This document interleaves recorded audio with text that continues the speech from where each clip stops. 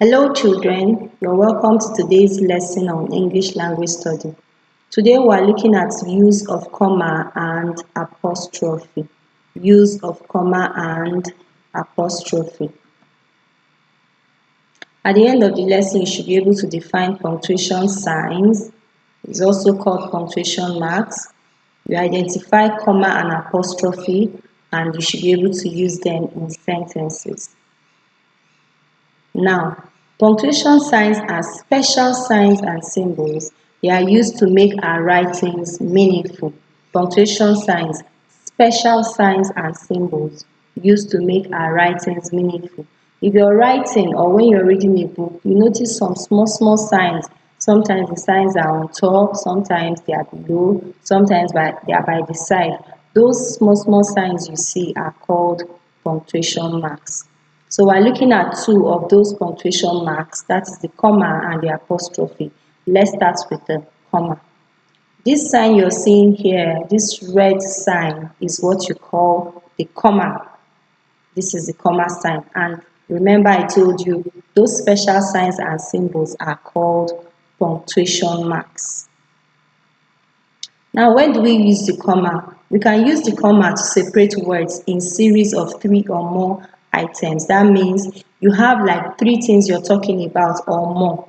You use the comma to separate one from the other. For example, I have a book, 2 pencils, 2 crayons, and an eraser.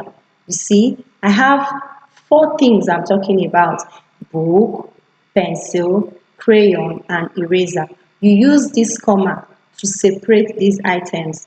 So I have a book, you see your comma there, 2 pencils, your comma is there, 2 crayons, and an eraser. So when you are listing things like that, use comma. Number 2 sentence says, I saw David, Jotham, Kene, and Bello. Yes, I have mentioned 4 names here. So, comma for David, Jotham, then Kene and Bello. So when you are listing things like that, so many things, you can use your comma to separate those things. We can also use comma for the day of the month. You want to separate the day of the month from the year. Like you want to write your date. This is the correct way to write your date. You see, Wednesday, you see your comma. 6th May, comma again, 2020. So if I give you a date like Thursday, 7th May, 2020, what you need to do is you write your Thursday, you put your comma, 7th May, you put your comma, then your 2020, you put your full stop. So use comma when you're listing things, items, and also use comma for dates. There are other ways you can use a comma, but we're just looking at these two for today. Now let's look at the apostrophe. The apostrophe is a sign just like the comma, but the difference is that it is used on top. It is used at the top. The apostrophe is used at the top. The comma is under. When you write, you put your comma, but the apostrophe is on top. So this is the apostrophe sign. It is also a punctuation mark. How do we use the apostrophe? You can use it with possessive nouns. That is noun that show ownership. It is Ada's book. Look at that apostrophe. Just after Ada, before the S, you see your apostrophe there. The apostrophe is used when you're showing possession, ownership. Get me daddy's comb. Daddy's. After daddy, you see your comma before your S. So you also use that in writing, in showing possession.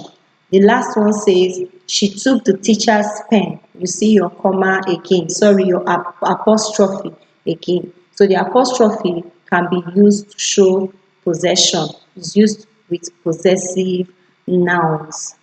Apart from that, we can use the apostrophe for contractions. When you hear contraction, it means some letters are missing in a particular word.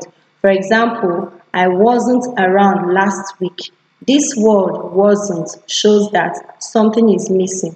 It would have been I was not around last week. But because you want to use a short form, that's what you call contraction, we remove the O, so we put that apostrophe there to show us that something is missing, a letter has been omitted. The same thing with number 2, it's not fair. That it's not fair would have been written it is not fair. But because we removed the I from the is, we use that apostrophe in place of it. So apostrophe is just also used for contraction. Remember, we use apostrophe not only for contraction, but we also use it to show ownership. So having known this, you should be able to make sentences. Now, you're going to make 3 sentences indicating apostrophe. That is, you make a sentence and show your apostrophe. It can be in form of contraction if you want. It can be in form of possession. You can also make 3 sentences showing your comma. Okay, we can use the comma. No, the question says, when can we use the comma? So there are 2 questions there.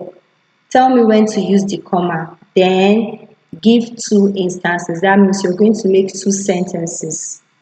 You're going to make 2 sentences to show the use of your comma.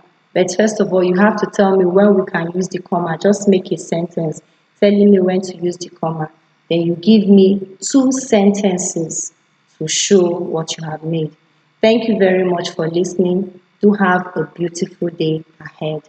Bye.